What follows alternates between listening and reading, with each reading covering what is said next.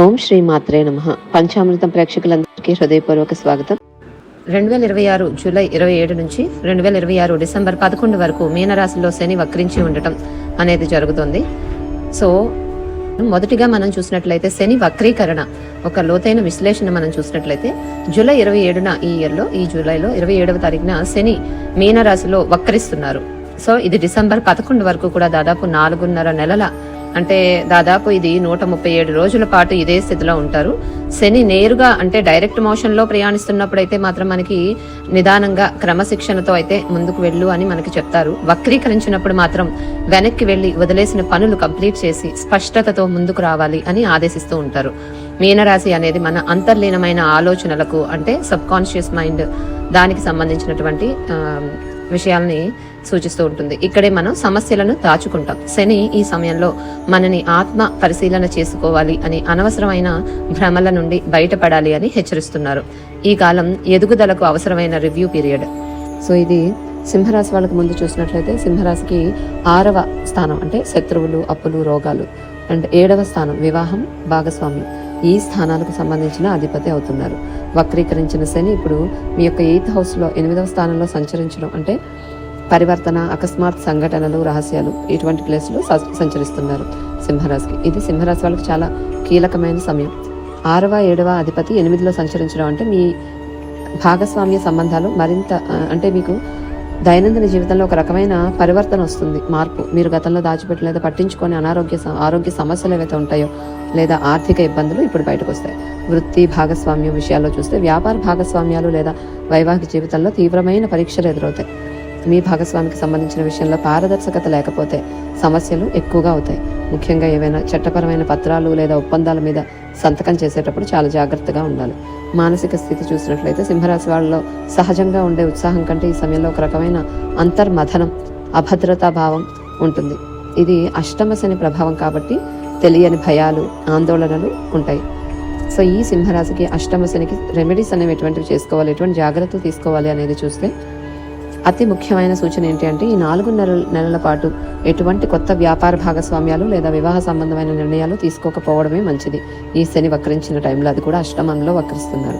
ఇప్పటికే ఆల్రెడీ ఉన్నాయి, మీకు కొత్త భాగస్వామ్యాలు ఉన్నాయి అనుకుంటే గనక వాటిని పునఃసమీక్షించుకోండి, మళ్ళీ చెక్ చేసుకోండి. కొత్తగా అప్పులు చేయడం లేదా ఊహాజనిత పెట్టుబడులు అస్సలు చేయకండి, అంటే స్పెక్యులేషన్లో కూడా వెళ్ళకండి. టైంలో మహామృత్యుంజయ మంత్రం లేదా హనుమాన్ చాలీసా క్రమం తప్పకుండా పఠించండి. క్రమం తప్పకుండా ఆరోగ్య పరీక్షలు చేయించుకోవాలి. కష్టపడే వారిని, తర్వాత సఫాయి కార్మికులు ఎవరైతే కష్టపడి పనిచేస్తున్నారో, ఎవరైతే సఫాయి కార్మికులు ఉంటారో అటువంటి వాళ్ళకి విలువ ఇవ్వడం, వాళ్ళకి సహాయం చేయడం కూడా మీకు ఈ యొక్క శని వక్రించిన సమయంలో మీకు ఎక్కువగా హెల్ప్ చేస్తూ ఉంటుంది ఆ నెగిటివిటీ తగ్గించుకోవడానికి. ఇది ఈ యొక్క సింహరాశి వాళ్ళకి చేసుకోవాల్సిన రెమెడీస్. తర్వాత కన్యారాశి వాళ్ళకి చూసినట్లయితే ఇది శని 5వ స్థానం మరియు 6వ స్థానం అధిపతి. అంటే 5వ స్థానం అంటే సంతానం, సృజనాత్మకత, బుద్ధి, మరియు 6వ స్థానం అంటే శత్రువులు, రోగం, ఇటువంటి వాటికి సంబంధించి. సో ఈ 5, 6 అధిపతి 7వ ఇంట్లో సంచరిస్తున్నారు. అంటే 7వ ఇల్లు దేని సూచిస్తుంది? వివాహం, భాగస్వామ్యం, బహిరంగ సంబంధాలు, వాటికి ఆ విషయాలను సూచిస్తుంది. ఇప్పుడు 5, 6 అధిపతి 7లో సంచరించడం, అది కూడా వక్రిస్తూ ఉండడం ఎటువంటి రిజల్ట్ ఇస్తుందంటే శని అంటే మీ రాశికి 7వ ఇంట్లోనే ఉంటూ మీ రాశిని చూస్తున్నారు. ఇది మిమ్మల్ని మీరు పూర్తిగా ఆత్మ పరిశీలన చేసుకునే సమయం. మీరు ఎదుటి వాళ్ళని చూసే విధానం, మీ సంబంధాలను నిర్వచించే విధానం మారుతాయి.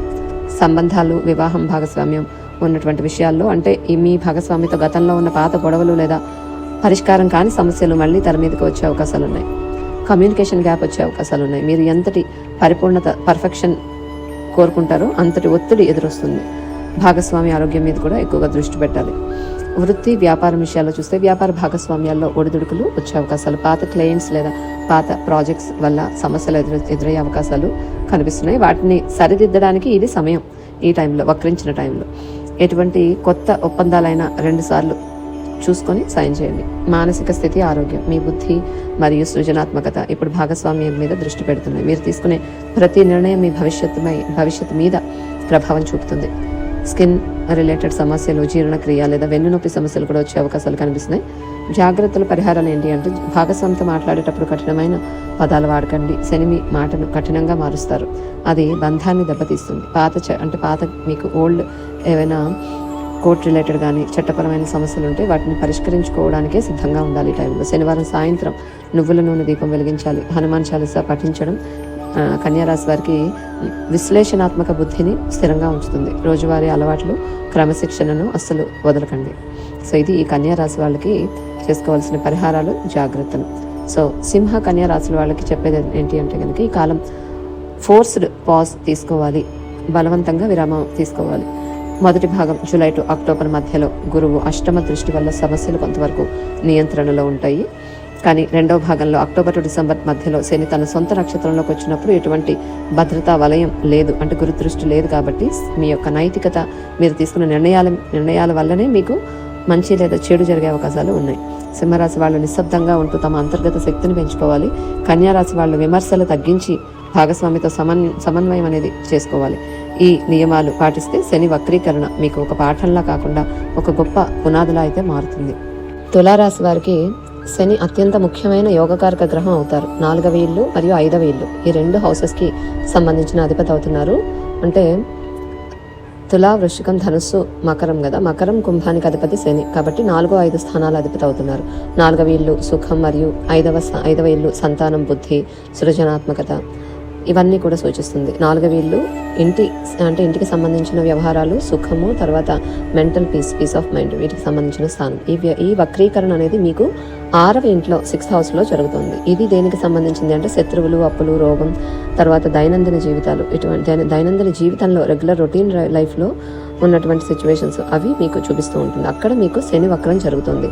సో ఇది ఎటువంటి రిజల్ట్ ఇస్తుందో ఓవరాల్గా చూస్తే ఈ తులారాశి వాళ్ళకి యోగకారక గ్రహం అయినటువంటి శని 6వ ఇంట్లో వక్రీకరించడం అంటే మీ దైనందిన జీవితంలో రెగ్యులర్ రొటీన్లో ఒక రకమైన క్రమశిక్షణని అలవర్చుకోవాలి అని శని కోరుతున్నారు. మీరు ఎంతో కాలంగా వాయిదా వేస్తున్న పాత అప్పులు, పనులు ఇప్పుడు ముందుకొచ్చి మిమ్మల్ని ఒత్తిడికి గురి చేస్తాయి. సో మీ యొక్క వృత్తి ఇంకా పని ఈ ప్రదేశంలో, అంటే మీ యొక్క వర్క్ ప్లేస్లో గొడవలు లేదా రాజకీయాలు ఉండే అవకాశాలు ఉన్నాయి. మీరు చేసే పనుల్లో ఏదైనా చిన్న పొరపాటు చేసినా అది పెద్ద సమస్యగా మారిపోయే అవకాశాలు ఉన్నాయి. కాబట్టి మీ పనిలో పరిపూర్ణత, పర్ఫెక్షన్ ఉండేలా చూసుకోండి. ఎవరికి అప్పు ఇవ్వకండి, కొత్తగా అప్పులు చేయకండి. ఆరోగ్యం గురించి చూస్తే మీకు ఈ 4వ ఇల్లు మరియు 5వ ఇల్లు అధిపతి 6లో ఉన్నందున, అది కూడా వక్రిస్తున్నందున మీ ఆరోగ్యం, ముఖ్యంగా బ్యాక్ పెయిన్, వెన్నునొప్పి, జీర్ణక్రియ లేదా చర్మ సంబంధిత సమస్యలు ఎక్కువ చేసే అవకాశాలు ఉన్నాయి. ఆరోగ్యం పట్ల కూడా శ్రద్ధ ఉండాలి, ఎందుకంటే ఈ యొక్క 4వ స్థానాన్ని ప్రభావితం చేస్తుంది. సృజనాత్మకత అనేటటువంటిది చూసినట్లయితే మీరు ఎప్పటి నుంచో ఏదైనా ఒక క్రియేటివ్ వర్క్ లేదా ప్రాజెక్ట్ని వదిలేసి ఉంటే దాన్ని తిరిగి పూర్తి చేయడానికి ఇది సరైన సమయం. కష్టమైనా సరే పట్టుదలతో పనిని పూర్తి చేయాలి. అది మీ భవిష్యత్తుకి పునాది అవుతుంది. జాగ్రత్తలు, పరిహారాలు, ఈ తులారాశి వాళ్ళకి ఎటువంటి జాగ్రత్తలు, పరిహారాలు తీసుకోవాలి అంటే కర్మయోగం పాటించండి. ఫలితం గురించి ఆశించకుండా మీ పని మీరు చేసుకుంటూ వెళ్ళాలి. రోజువారీ పనులు క్రమబద్ధీకరించుకోండి. ప్రతిరోజు కూడా వ్యాయామం, యోగా వంటివి చేసుకోండి. అంటే మీరు డైలీ రొటీన్ అనేటటువంటిది మీకు డిసిప్లిన్డ్గా ఉండాలి. ప్రతిరోజు కూడా మీరు దాన్ని అలవాటుగా చేస్తూ ఉండాలి. అందులో వ్యాయామము, యోగా వంటివి కూడా చేసుకోవాలి. శనివారం రోజు మాత్రం అశక్తులకు, అంటే శక్తి లేని వాళ్ళకి, పేదలకు సహాయం చేయడం, జంతువులకు ఆహారం పెట్టడం, అది కూడా అంటే ఈ దానాలు ఏవైతే మీరు చేస్తారో సహాయాలు, అవి మీరు ఎవరికి తెలియకుండా చేస్తేనే మీకు ఫలితం అనేది ఎక్కువగా శని ఇచ్చే అవకాశాలు ఉన్నాయి. తర్వాత హనుమాన్ చాలీసా పఠించడం కూడా మంచిది. మీకు మానసిక స్థైర్యాన్ని కూడా ఇస్తూ ఉంటుంది. ఈ తులారాశి వారికి చేసుకోవాల్సిన జాగ్రత్తలు, రెమెడీస్ ఇవి. వృశ్చిక రాశి వాళ్ళకి చూసినట్లయితే కనుక వీరికి శని 3వ స్థానానికి అధిపతి మరియు 4వ స్థానానికి కూడా అధిపతి. సో 3వ స్థానం అంటే ధైర్యము, ప్రయత్నము, చిన్న ప్రయాణాలు, వీటిని సూచిస్తుంది. 4వ స్థానం అంటే ఇల్లు, మదర్, సుఖం, పీస్ ఆఫ్ మైండ్, వీటిని సూచిస్తుంది.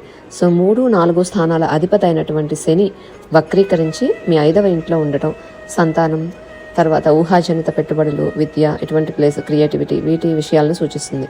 సో 3, 4కి అధిపతి అయిన శని 5లో సంచరిస్తూ వక్రించారు. సో దీని ప్రభావం ఏ విధంగా ఉంది అంటే 3వ, 4వ స్థానాధిపతి 5లో వక్రీకరించడం అంటే మీ సృజనాత్మకత ఇంకా మేధస్సు మీద శని ఒక లోతైన పరీక్ష పెడుతున్నారు. ఇది మీరు పాత గాయాల నుంచి బయటపడి మీ యొక్క నిజమైన వ్యక్తిత్వాన్ని మాత్రం నిరూపించుకోవాలి. తర్వాత సంబంధాల విషయంలో చూస్తే మీ యొక్క సంతానానికి సంబంధించిన విషయాల్లో కొన్ని పాత సమస్యలు మీకు మళ్ళీ బయటికి వచ్చే అవకాశాలు కనిపిస్తున్నాయి. తర్వాత పాత బంధాలు మళ్ళీ మీకు సంప్రదించే అవకాశాలు, వాటిని ఎలా ముగించాలో మీకు శని నేర్పిస్తారు. తర్వాత డ్రామాస్ కంటే నిబద్ధత ముఖ్యం అనేది మీకు అర్థమవుతూ ఉంటుంది. తర్వాత పెట్టుబడులు విషయంలో చూసినట్లయితే కనుక వృశ్చిక రాశి వాళ్ళు ఊహాజనిత పెట్టుబడులు అంటే స్టాక్స్, బెట్టింగ్స్ ఇటువంటి వాటిలో మాత్రం చాలా జాగ్రత్తగా ఉండాలి. ఎవరైనా ఇందులో వెళ్ళే వాళ్ళు ఉంటే కనుక. శని ఈ సమయంలో షేర్ మార్కెట్ వంటి రిస్క్ ఉన్న పనులను అస్సలు వాటిలో అనుకూలించరు. 5వ స్థానంలో ఉన్నప్పుడు ఘోరంగా నష్టపోయే అవకాశాలు కూడా ఉంటాయి ఇందులోకి వెళ్ళినట్లయితే ఈ సమయంలో. కాబట్టి దూరంగా ఉండండి. విద్య, సృజనాత్మకత విషయాల్లో గతంలో వదిలేసిన ఏదైనా పుస్తకం కానీ ఏదైనా వర్క్, క్రియేటివ్ ప్రాజెక్ట్ మళ్ళీ మొదలు పెట్టడం మంచిది. ఇది పూర్తి చేయడానికి ఇది మంచి సమయం. జాగ్రత్తలు, పరిహారాలు విషయంలో చూస్తే పిల్లల విషయాల్లో లేదా మీ యొక్క విద్యార్థుల విషయంలో ఓపికగా ఉండాలి. వారి మీద మీ నిర్ణయాలు రుద్దకండి. గతంలో తలతో ఉన్న చిన్న చిన్న విభేదాలు సామరస్యంగా పరిష్కరించుకోవాలి. శనివారం రోజు నువ్వుల నూనెతో దీపం వెలిగించండి. హనుమాన్ చాలీసా పఠించడం వల్ల మీ ఆలోచనలు సరైన దారిలో ఉంటాయి. ఏ పనిని ఆషామాషిగా చేయకండి. శని ఎప్పుడు డెప్త్ని కోరుకుంటూ ఉంటారు. సో వృశ్చిక రాశి వారికి చేసుకోవాల్సినటువంటి రెమెడీస్, జాగ్రత్తలు. సో తుల మరియు వృశ్చిక రాశి వాళ్ళకి చూసినట్లయితే కనుక మొదటి దశ జూలై, అక్టోబర్ అనేటటువంటిది గురువు అష్టమ దృష్టి అనేది ఉంది. గురువు యొక్క అష్టమ దృష్టి వల్ల మీకు కొంత ఉపశమనం అనేది ఉంటుంది. తర్వాత ఈ సమయంలోనే మీకు పాత సమస్యలు సరిదిద్దుకునే అవకాశాన్ని ఇస్తారు. తర్వాత 2వ దశలో అక్టోబర్ టు డిసెంబర్ మధ్యలో శని సొంత నక్షత్రంలోకి వెళ్ళినప్పుడు ఎటువంటి భద్రతా వలయం లేదు, గురుదృష్టి లేదు. కాబట్టి అప్పుడు మీరు చేసిన కష్టానికి తగిన ప్రతిఫలం అనేది దక్కుతూ ఉంటుంది. అంటే మీరు మంచైనా చెడైనా మీరు చేసిన దాని మీద ఆధారపడి ఇస్తారు శని, గురుదృష్టి లేదు కాబట్టి.